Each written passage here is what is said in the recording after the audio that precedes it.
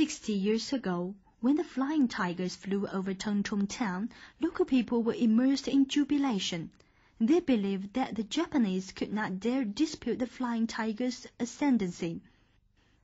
It was the townspeople's wish to do whatever lay in their power to assist the American pilots. When the American planes were downed and the soldiers' lives in peril, the Tengchong local people tried their best to rescue the pilots. The townspeople did not take stock in the government's considerable ransoms allotted for those who assisted the American pilots. They did not even know the names of the pilots they saved and abetted. But stories of the people's genuine affection for the Flying Tigers were handed down generation after generation in this town.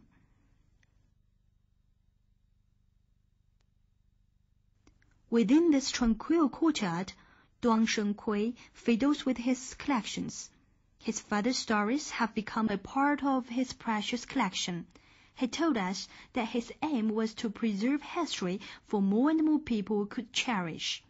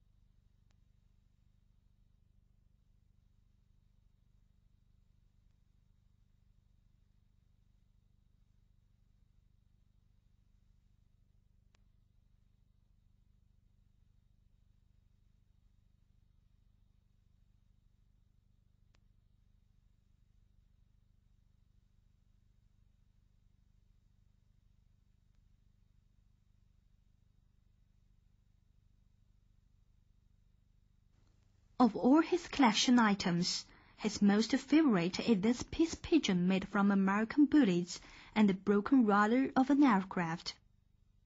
They are like a little hammer hitting the chords of your heart.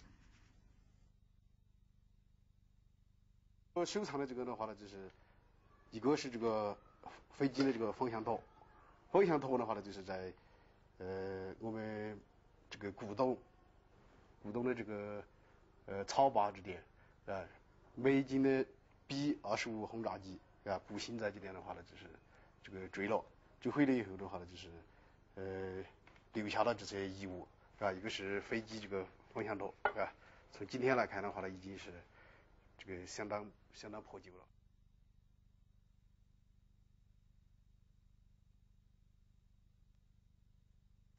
The pilot swarmed in his cabin. Farmer Fan Shaoan and Fan Zhengcai rushed to the plane to extract the 3 pilots from the plane. They fed the injured pilots egg whites until they came around. The pilots by radio summoned a small plane for help, but the field was not long enough for the plane to take off. The 8th plane hit a tree. The 2nd plane came to rescue the pilots. To enable the plane to take off, local villagers completed construction of a runway in their fields within 5 days.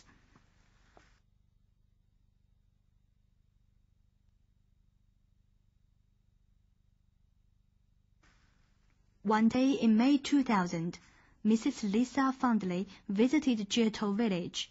She was there to express her appreciation to the people who helped her father.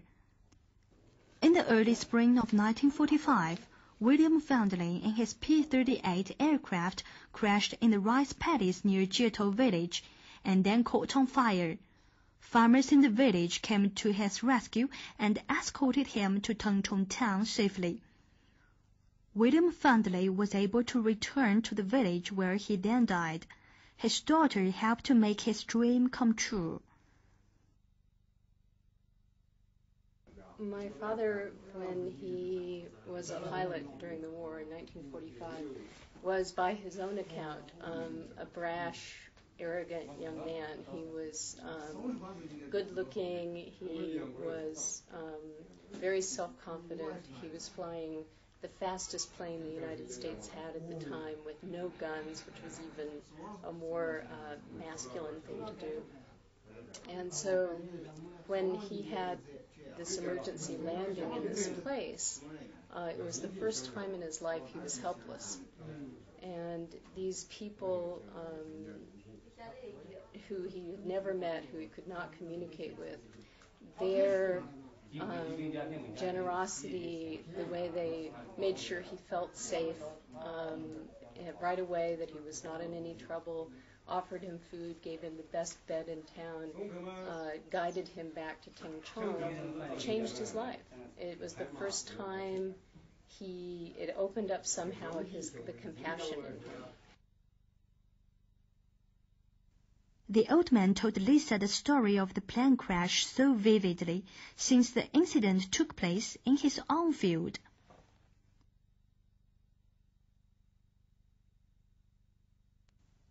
A section of the engine of the plane that William Findlay flew is now a bell hanging under the roof of Jitou Primary School. When Lisa saw the bell, she said to herself, "Dad, I'm so proud of you. Your plane, like you, is now devoted to education. This is the best home for your P-38, and this is your greatest honor." The sound of the bell resounds through the village like a touching melody.